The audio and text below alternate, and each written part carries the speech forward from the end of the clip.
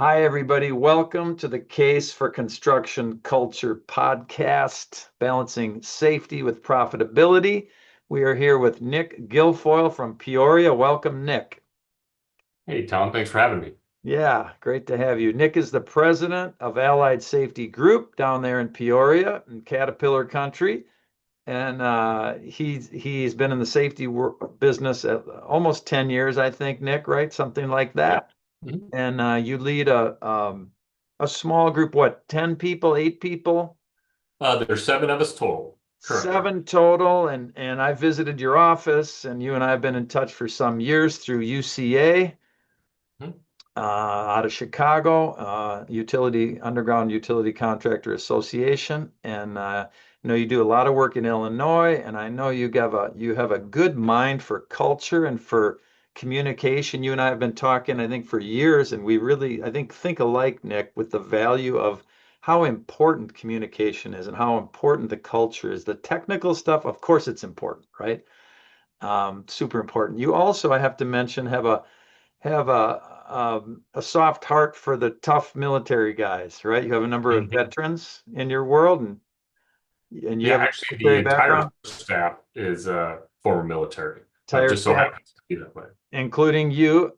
So I think that is pretty cool. I really respect the discipline of the military, and it's a great fit for construction. So Nick's had a successful business. So what are you excited about, Nick, here midsummer with the rains coming down there in Peoria today? What are you excited about in your safety world as the key leader there? A lot of things that are exciting me is we're seeing an uptick in training requests. When we see an uptick in training requests, typically it's organizations have resources or they're electing to allot resources to not only achieve compliance with regulatory requirement, but they're looking to invest in their workers and their culture for improvement. So that's kind of the test for us to see how our customers, how the contractors and employers in our local area are doing economically, right? If they don't have those resources to spend, we can anticipate kind of a downturn in possibly our services. And my number one goal is, is to increase the benefit for my employees. Okay, if I'm not looking out for them, how can I look out for our customers' employees?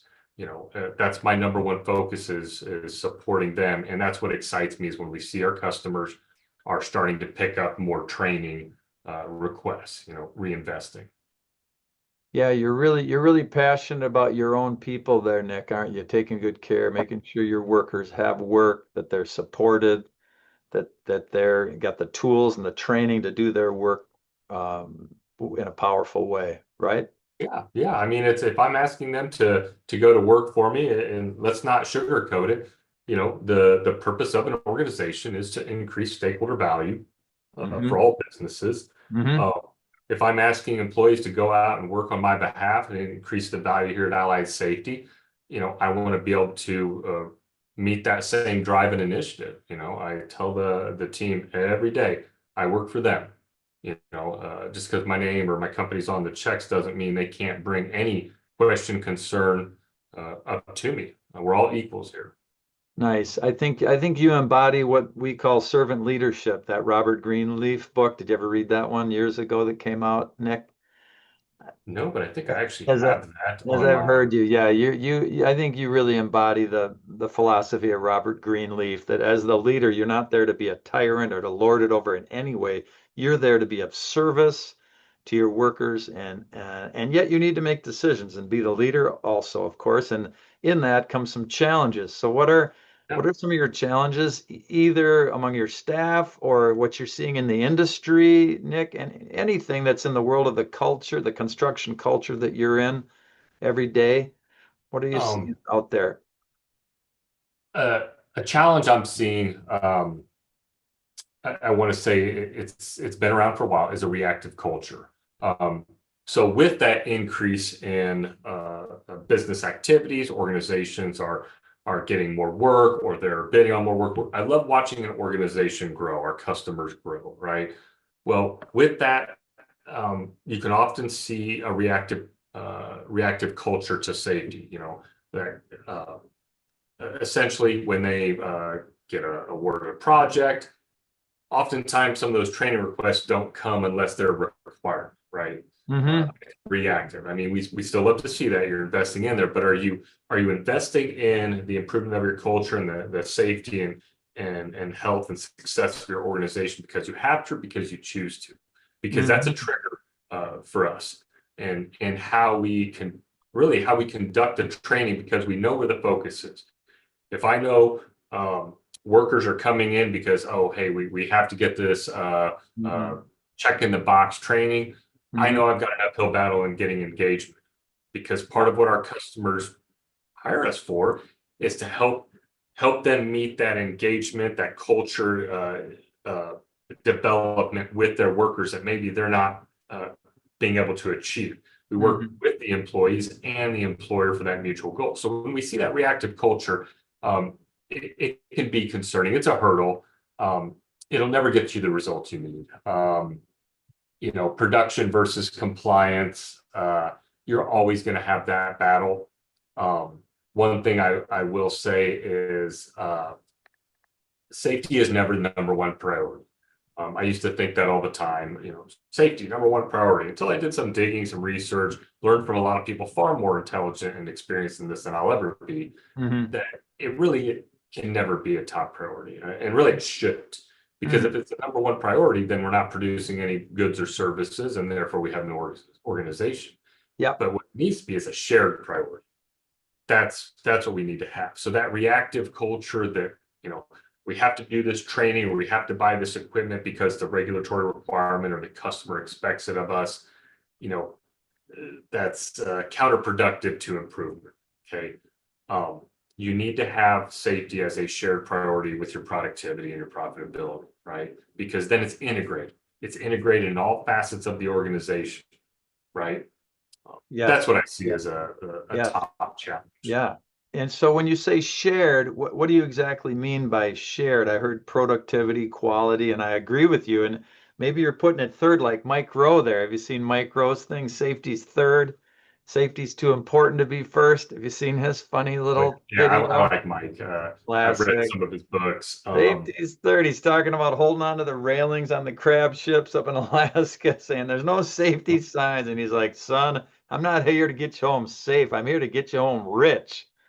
Yeah. Yeah, no, it's you're sharing that priority with, say you've got resources allocated for your marketing or other initiatives or investments.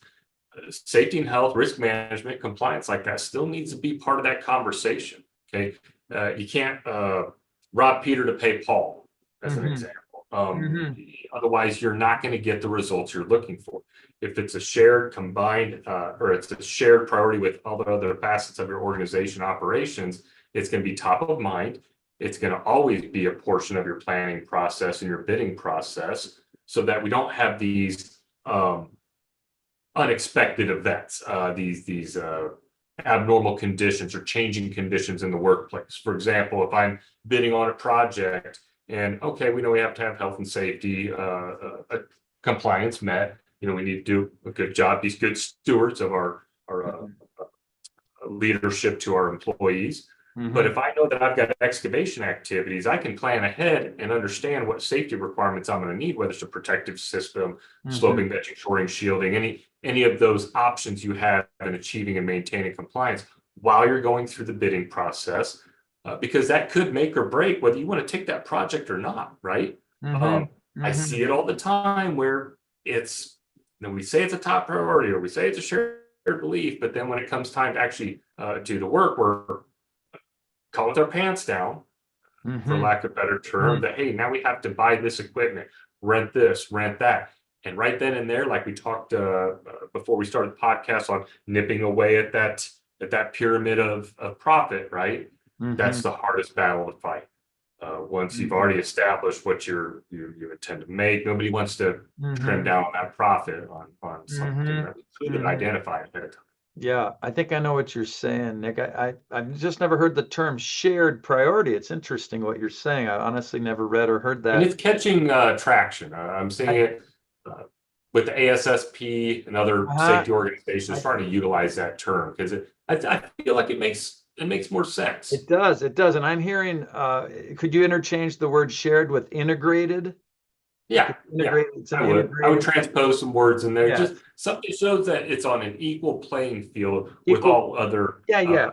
But facets of the organization. it can never trump productivity because No, you could spend all day making sure everybody was totally protected from any potential hazard to the nth degree, and now you're not making money because you're not efficient. yeah, And if it's a higher priority than production, then you're not producing, you're not making any income. The yeah, organization cannot survive, and therefore you won't have employees and employee exposures. But if you share that priority, we can achieve the greatest level of risk management practicable and be profitable and productive. yeah. So I'm back to your main comment, the reactive culture, which is kind of the definition of construction, Nick. But I'm also hearing what you're saying. There are some cultures where the leadership knows how important safety is. They know it needs to be integrated and shared, and they find the way to make it an ongoing priority. It's not reactive, like, oh man, we gotta get some demo saw safety training because we're going to be cutting pipe in a really dangerous situation and ductile iron pipe, and we've never done it like that. And now we got to bring in and versus we all should be trained on the demo saws because we use them every day. Yeah, And exactly. cutting pipe, I mean, if there's anything I know, that's the tool I know as well as anything, Nick, because I sold Yeah. so many and did so much training. That animal can kill you quickly if you don't And in support that today's pipe. technology, Tom, just like we're having a remote conversation here, the technology's out there. I not just because I have a safety company here and I've got a subsidiary that's got a learning management system for online training. Nothing's going to compare to that in-person hands-on training. We know that individuals learn in different ways and retain information different ways. So in-person is always going to be the best in my opinion. But there are alternative options to train and do that quick talk with your workers, quick reminder with your workers. I had a customer this morning. We had a couple items we needed to hit on because it had been a while since we touched on them: fire protection prevention and noise awareness, hearing conservation. And the folks have had this recently, so we touched on some main topics. You can do that remotely. You can do that with a recorded session. You can do it with the toolbox talk. So these training requirements, these risk management, risk mitigation measures, not just regulatory compliance requirements, can be met with alternative methods as opposed to the conventional, or I don't want to say it's becoming antiquated, but it's still the conventional method of in person because that costs, right? In person, you Yep. know as well as I do, Tom, that's going to cost if you are Much, bringing an much outside more. party in. No, it's true. I've actually done demo saw safety right in front of this brick wall in my basement. I just didn't start up the saw. I didn't cut any pipe, but I had some pipe. I backed up my camera and I did some Yeah, during COVID, right? They're like, we can't have you down, or and we want to save a little money on travel, and I did it for half the price in front of my brick wall. So, and you thanks. know what? In terms of sales, right there, Tom, it's you didn't walk away from providing your customer with a potential solution, and Yeah. that's something we do pride ourselves on. Is we want to be the conduit between problem and solution, right? Hmm. I understand from the employer standpoint because I'm an employer. I understand from the worker standpoint because I did this exact work before getting into this Hmm. field. Um, we can help bring those two together, and Hmm. you have options for achieving that. If we can't do option one coming in person, then you can do it remotely, or we can set you up with something online. You're always providing that employer with a potential solution. Hmm. That way there's really no reason or justification not to choose Yeah. one of those Yeah. methods. Yeah, excellent. I totally agree. I want to talk for a minute about culture since that's one of the main things we're talking about here, Nick. And I think you have a special vantage point on observing and thinking about culture. And when I talk about safety culture, as the leader of a safety company going out and training others, what do you think about, or how do you define culture in the context of safety in construction? What are we So for doing there? safety, yeah, safety and health in construction. Snippets from your Merriam-Webster definition of culture can certainly suffice, but we like to narrow it down to um, those it is those shared beliefs, values, perceptions, and I toss in priorities surrounding health and safety, whether that's as an individual or as a group. So, you yourself may have a thought, feeling, perception, priority as an individual at that workplace, but if the group collectively shares that, well, that's the culture you have. It may not be a positive culture; it can be a negative culture. It doesn't always have to be something positive. Now, in our field of work, we definitely, in our industry, we want it to be a positive safety culture. So Hmm. we hone in on those, your one thing I will say, perception is 90% of reality. Okay. Hmm. For a lot of people, it is. So that perception uh, does affect those priorities, those values, those beliefs. If they've got already have an opinion in their mind, it's hard to break through that. That's where Hmm. humility and reasoning and logic can come into play. But yeah, for us, it's those perceptions, priorities regarding safety and health.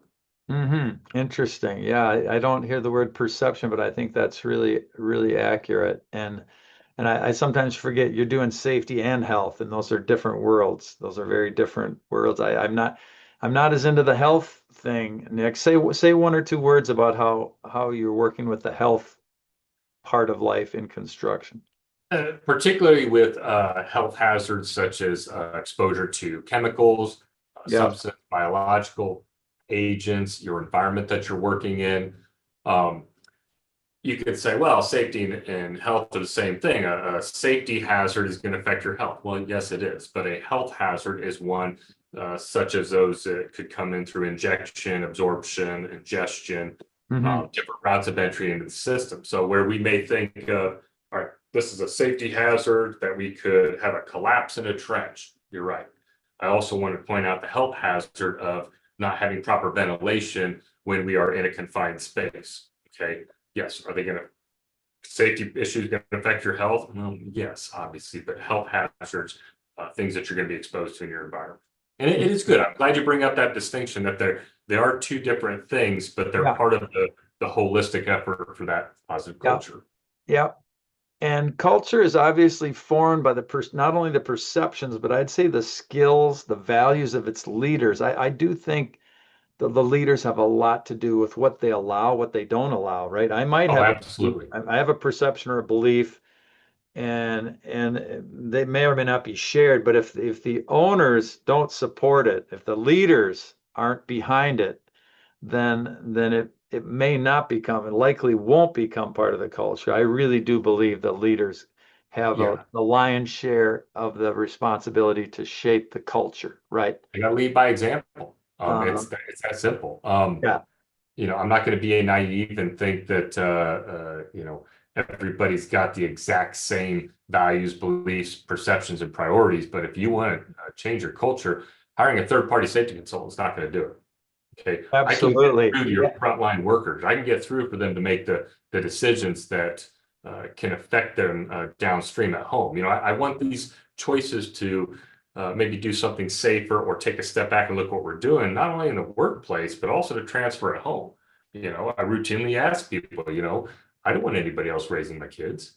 yeah, I'll be blunt and honest with it. So if it takes me yeah. 5 minutes to step back and look at this to have a greater positive outcome, not only at work but at home, then I'm going to choose to do that. But that only goes so far. That C-suite, that organization, that management leadership needs to put forth effort in that culture. They need to lead by example. Otherwise, that culture stops with that individual worker. Do You you know, ever have they can't, owners? yeah, they can't control what's outside of their control. That frontline worker, that foreman, they can't control what happens on another job site. But an Yeah, established and supported culture, uh, it's going to monitor and manage itself, I guess is a way to put yeah. it, right?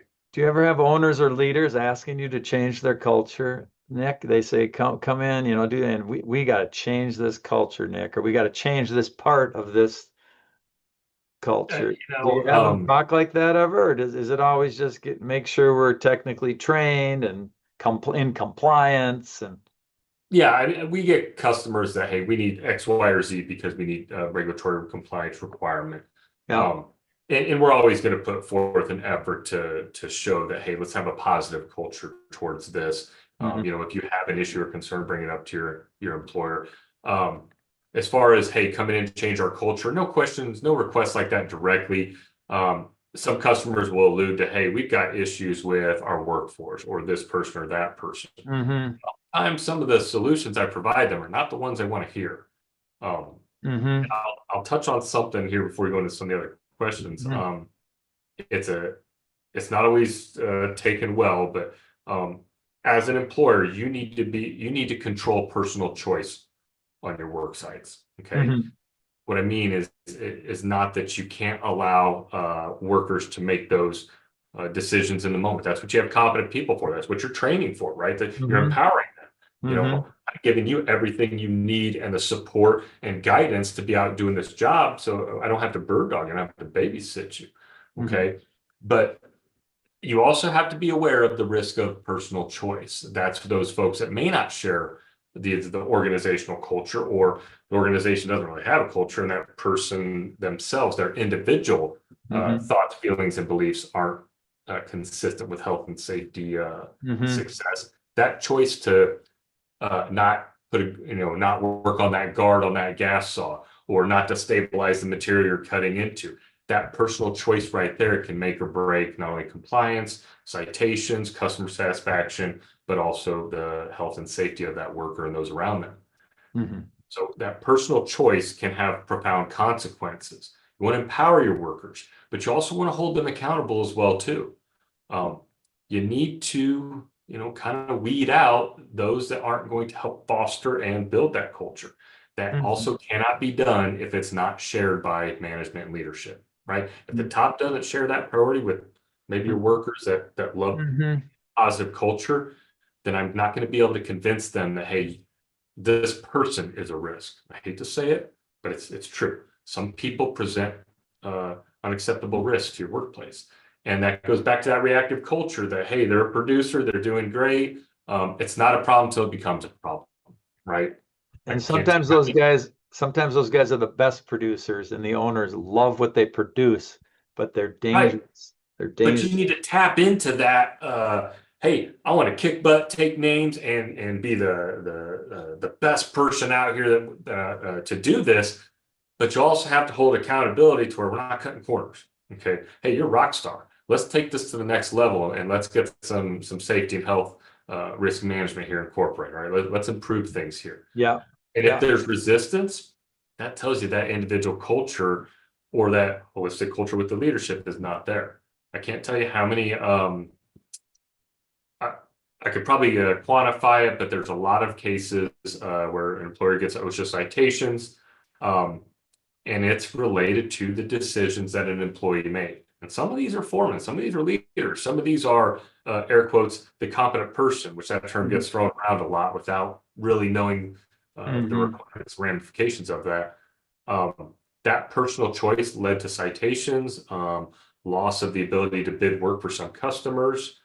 It doesn't mean that person is bad. It doesn't mean that they don't want to see you succeed. But you need to institute a culture, build a culture, implement these resources to where that choice isn't even an option. Hmm.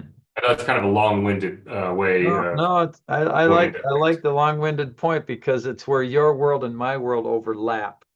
Yeah, Where you're focused mainly on technical safety, and I'm mostly focused on culture and communication safety. And I'm hearing yeah, you and I dream of one day doing something together, Nick, and I think it'd absolutely. really be fun to do.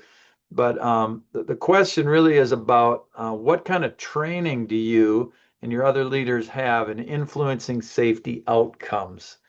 And I know Okay. you got hard knock experience, but I mean, and I know there's technical training, but you're doing more than technical, Nick. I know you, and you're doing more than technical. You're influencing safety outcomes. What would you say has been your tr best training ground for you and some of your guys working for you? So we have some required trainings that we do, but we also have, so for example, the Board of Certified Safety Professionals. We do require our folks to seek credentialing, or they've sought it on their own, some sort of appropriate credential. One, because if you're a safety person, I tell everybody I'm a safety nerd. And I come out to your job site, uh, I can have all the acronyms in the world after my name, but I don't want to come out and say, well, I don't know how to do your job, but my book says you're doing it wrong. And on the other side of the spectrum, you can have all the knowledge, skills, and abilities and that personable attitude. You're really connecting with everybody, but maybe you don't have any formal education or, like I said, those letters after your name. And a hiring client may look at that as, well, no, we got to have a minimum education level. So we have our folks go through BCSP credentialing. It gives you vast education and knowledge, but also internally we hold regular staff meetings. Our folks are distributed throughout the states. We hold Microsoft Teams meetings and we discuss a pertinent topic. We discuss a challenge that somebody has brought up. So every other week, typically on Thursdays, we have an all-employee meeting just to see how everybody's doing. Some of these folks I don't see for a long time. So we ask, what's going on? How can we support you? Any thoughts, concerns that are going on? Okay, tell us what's going on out on your projects. We'll then take that information, compared to maybe a pertinent topic, regulation change, stuff with the EPA going on right now, and then we'll have a lunch and learn the following week. And we try to do Cool. that on a consistent basis. Wow. Built on what they need.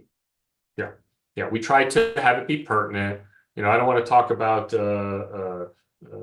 rigging inspections with a worker that's having an issue with hazard communication, safety data sheets and whatnot. We want to keep it focused on them because they're out there being the front-facing individual to my customers. So I want to empower them so that they have the knowledge and education to be successful. Yeah, we do that. We update our internal SOPs. I'm reading off some of my notes here. And we also are members of local like ASSP chapters, American Society of Professional Safety Professionals. We regularly engage the associations like you were talking about, Tom, UCA. There's two other associations we're with, and we engage with them and bring the workers in, or anything that we've discussed, we'll video record it, and then I distribute it out to the employees. Nice, nice. You're doing multiple things. I like the weekly check-in and then the lunch and learn. That's really good, Nick. That is a great little We piece. have to. I don't know if other safety companies do that same thing, but I like that. It's and I'm not going to speak to some I don't want to say there's competition in safety, but organizations will compete for market share. You know, I want to make sure our folks have the confidence and they have the support if they make an error or something happens, not that their job's on the line. It's like, well, I'm here to support you. So bring it up to me and we'll get it addressed and I'll work with that client. I don't want them ever to feel that they're not empowered or supported. And I have seen that with other organizations where, hey, we brought you on, you're a CSP, CHST, what have you. Here, we're going to send you out to do this work. Well, my name's on the line and the success of our company is on the line. So I want to make sure that they have everything they need, knowledge-wise, support-wise. Everything's changing so rapidly, it feels like, in environmental compliance, regulatory compliance, new administrations, old administrations, all these things we need to stay on top of. And we do stay on top of labor law compliance too, EEOC. Yeah.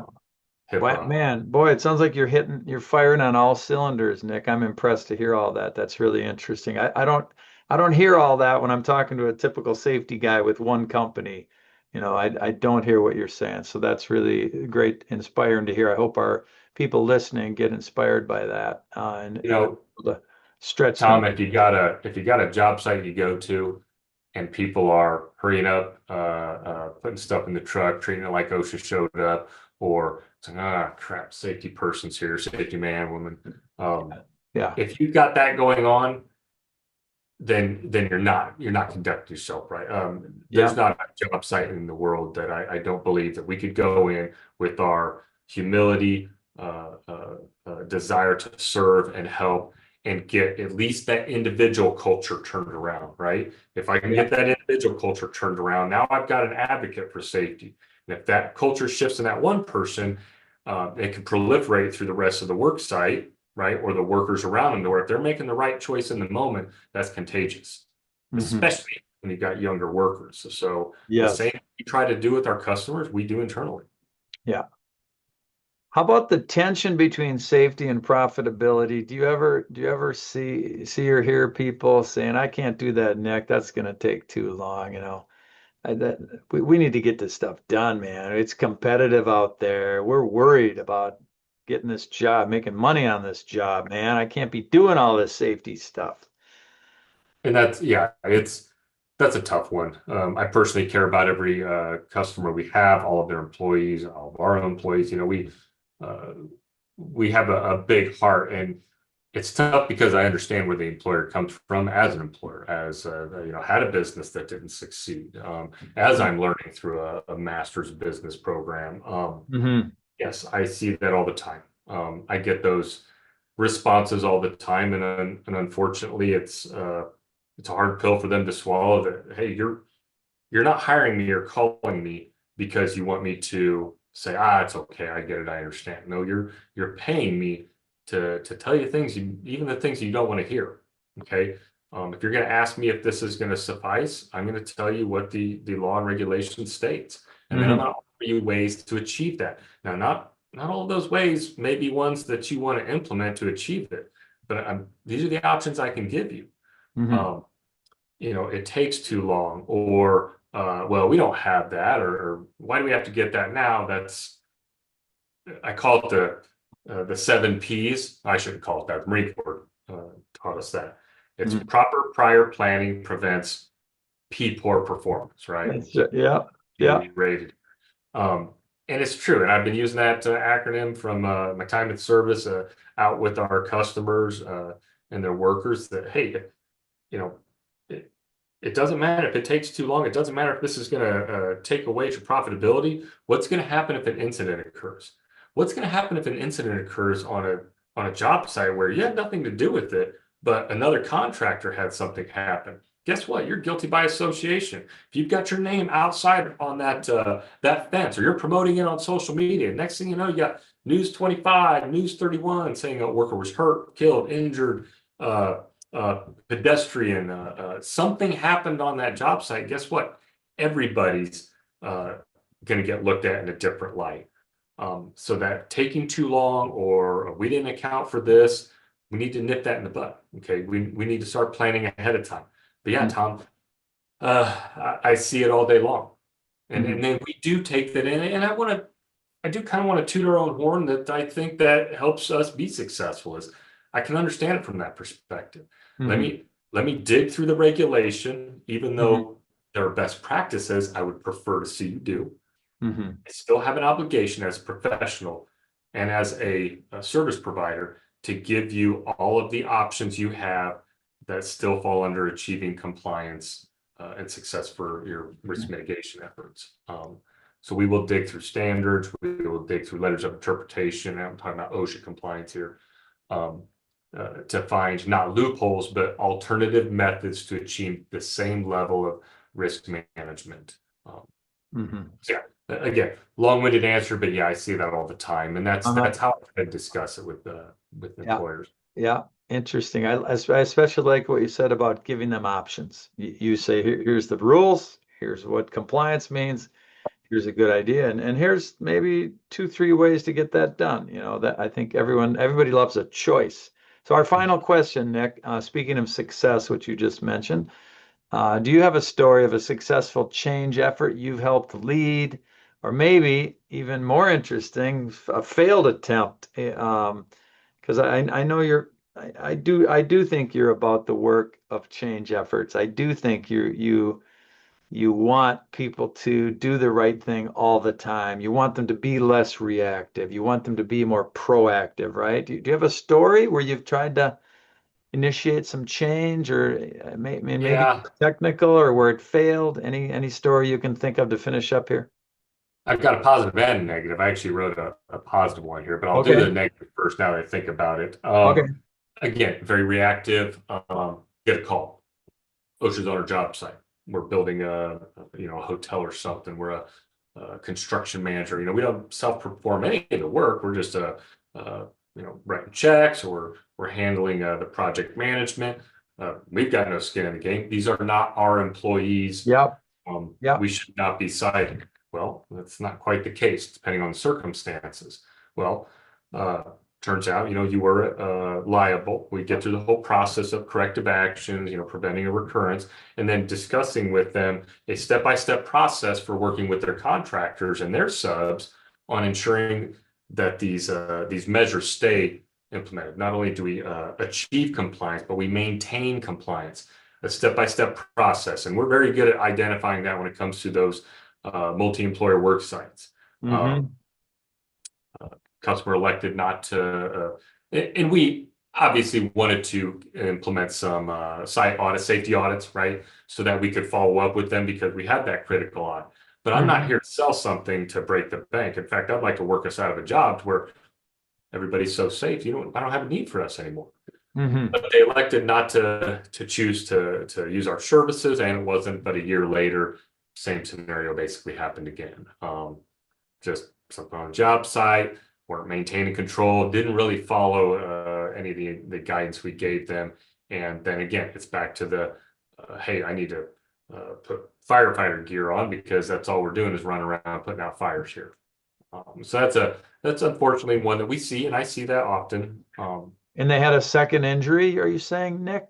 Other compliance issues wasn't Okay. related to an injury, was related to national emphasis programs like on fall protection excavation. Sure. They But got I dinged, also they don't want to got get too dinged, they far into got details. did they get fined or dinged for something?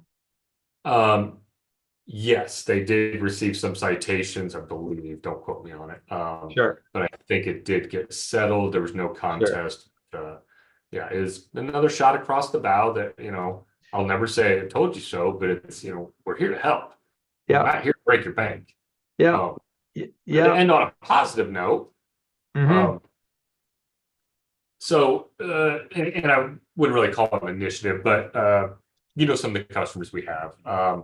I've got a large utility provider that's a customer in the area, and we wanted to, during these monthly calls, be able to really get the contractors that we're inspecting on behalf of the owner, right? They've got all these infrastructure projects, transmission distribution lines, electric, solar, gas, vegetation services, stuff like that. Well, I never want to be that entity that the hiring client brings us in and then we're cops. We're cops out there inspecting. Do a lot of people do that? Yeah, they do, because then that's their job. They got to report to their Mm-hmm. customer. We don't approach it that way. So we wanted to see if, hey, we're getting this trend data, a trend analysis to the leadership at our customers' organization. How about we provide that to everybody on the call? That way, collectively, because we treat this as a shared effort. Well, let's get our shared data out there and kind of talk about these items, narrow down on something we're seeing, educate us. That's a humility thing. If there's something about your work that we weren't aware of, or we weren't versed or knowledgeable in, or we're applying a standard that technically doesn't apply. So in doing so, we were able to really collect some data, put it out there in a visual representation, because a lot of us were very visual learners, to show a trend, a profile. Hey, here's where we're going in comparison to last year with some unsafe things we're seeing out there. Okay, some non-compliant things. But then we drill it down even further to about 12 items that are the most commonly witnessed negative observations, negative things we see on the job site, right? So I build it out into 12 items. Then we'll drill down into what we saw for that previous month. And we'll guide them on, hey, this is what should happen. Okay, this is what needs to be done. Hey, we're doing a great job, but we need to pick up on this. Because maybe, and these are, we're doing 90, 100 inspections a month here. Mm-hmm. Maybe we need to focus on some training there to mitigate this stuff, or maybe in our hand and power tools, we're seeing an uptick in relation to the same time last year, what is the cause? Well, oh, we got a bunch more work. The hiring client sent out a bunch of work. Let's identify these potential areas of risk factors, address them so that this trend doesn't continue.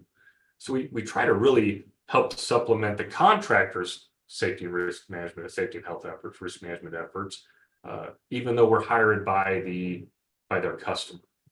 So that's kind of how we try and serve. So that's I guess if that makes sense, that's how we try to incorporate ourselves into those conversations, insert ourselves in there. And a customer is really happy that we're doing that. We're getting positive feedback from the contractors.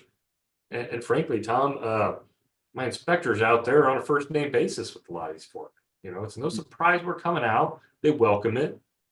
They talk to each other like human beings. And you just don't see that in a lot of job site inspections or workplace inspections. So, it's not my doing, it's the team's doing. So we're really bringing the hiring client and the contractors together. So it's not a finger pointing battle. Great. You're kind of a mediator. Yeah, I see. back to that culture. Huh? Let's back to that culture. Yeah. Two different cultures. You might be here. I need you to get here. Help me do that. Let's build a plan to get you over to here. Yeah, I see some mediation skill, a lot of people skills required, and I keep hearing you saying the word humility, and I want to underscore that is so important. You need to go in with clarity, you need to go in with confidence, strength, training, and all that, but you also need to go in with humility and good people skills, especially when you're kind of facilitating or mediating between different, God knows there are very different cultures out there when you get Yeah. 4 or 5 different trades on a job, and you get the concrete guys and the masonry guys and the electricians and and they fight amongst each other sometimes. I was on a big Amazon job, and the steel erectors, who they say think of themselves as the gods on the job site, you probably know that, Oh and yeah.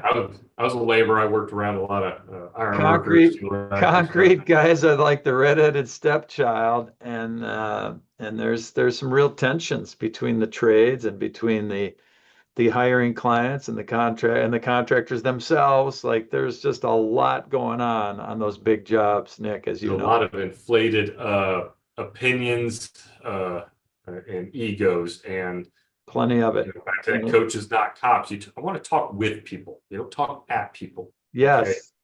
I look you in the eyes and I say, hey, like I said, you're here. I got to get you here. Help me understand your problem. Help me understand what's going on. Okay, Yeah. it's a support thing at the admin level. Okay, I got it. I'm going to go consult with the employer. We're going to help try to find a solution for this. But I do let them know, I'm not their employer. I cannot require stuff. But I'm going to be that mediator advocate for Yeah. not only that employee, but also the employer. When, hey, they are providing the stuff. Yeah, we need to be doing this here, guys. We need to be putting this on or doing this activity. I That like the I like the confidence with the humility. You're here, we need to get you here. That's confidence. Hey, arrogance is hey, help terrible. me out. Hey, help me out is humility. I don't have all the answers. I will go work for you. I do know some things. I know a lot of things about safety, but I need more information. Help me out. I'll do what I can. That's the humility. So, Nick, Yeah. I love your style. I love your approach. I love the way you communicate, and I really want to support your business, your leadership. I think you guys are doing great things down there in Peoria and all around the different places you work. So, how can people find you? Where can they find you? Where can they find the Allied Safety Group if they want to? You can Google it, www.alliedsafetygroupllc.com, Hmm. or you can email me directly, Nick, Nick, at alliedsafety.org. Excellent. I'm glad you didn't have them spell your last name, Nick, because I have known you for No, 10 years and I still can't spell it. I try to type it out and I still misspell it. But people can email me directly. If you want to put my phone number up there, Tom, you can. Sure. 393398950. The only thing I ask of people is you got to let me know who you are, your Yep. question. I'll try to get back to you as soon as I can. I'm always happy to answer a call Yep. to anybody that needs help. but I probably won't answer right off the gate because it's all spam calls I get now. But you will reach me directly, not some Yeah. answering service. Well, thank you so much, Nick. Great to have you on the podcast. We're signing off for now. Take good care and look for this on LinkedIn. It'll definitely be on LinkedIn.